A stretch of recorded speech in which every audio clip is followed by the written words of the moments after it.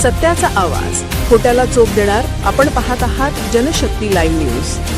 निर्भीड बातम्या, निडर पत्रकारिता.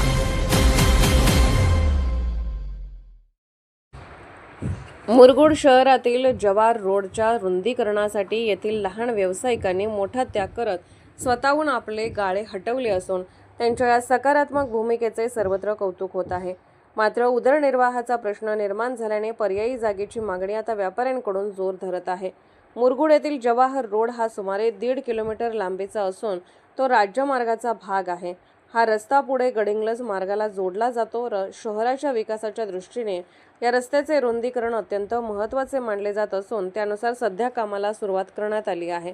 या रस्त्याच्या दुतर्फा अनेक वर्षापासून केश कर्तनालय, फळ विक्रेते, दूध विक्रेते, फास्ट फूड विक्रेते, मोबाईल दुरुस्ती दुकाने, चहाचे टपरीधारक अशा लहान व्यावसायिकांनी आपले गाळे उभारले होते. या गाड्यांवरच त्यांच्या कुटुंबाचा उदरनिर्वाह चालत होता. मात्र शहराच्या विकासासाठी आणि प्रशासनाच्या आव्हानाला प्रतिसाद देत या सर्व गाळेधारकांनी कोणताही विरोध न करता स्वखुशीने गाळे हटवले.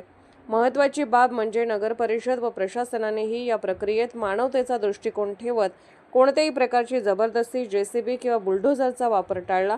यामुळे प्रशासन व व्यापाऱ्यांमध्ये समन्वयाचे उत्तम उदाहरण पाहायला मिळाले.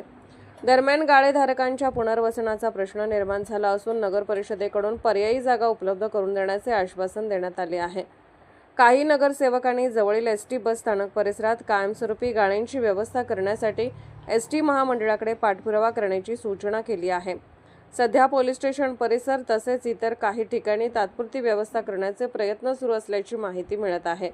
शिवसेना भाजप युतीकडे नगर परिषदेची सत्ता असल्याने वरिष्ठ पातळीवरून या प्रश्नांकडे लक्ष देऊन लवकरात लवकर तोडगा काढावा अशी मागणी गाळेधारकांकडून करण्यात येत आहे. गाळे हटवल्यामुळे बस स्थानक, ग्रामीण रुग्णालय आणि शिवतीर्थ परिसराचा चेहरा मोहरा बदलणार असून शहराच्या सौंदर्यात भर पडणार आहे.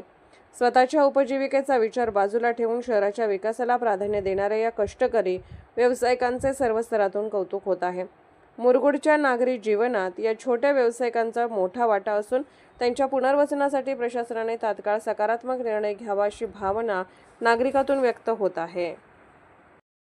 जनशक्ती लाईव्ह न्यूज चॅनलला लाईक करा, शेअर करा आणि सबस्क्राईब करा.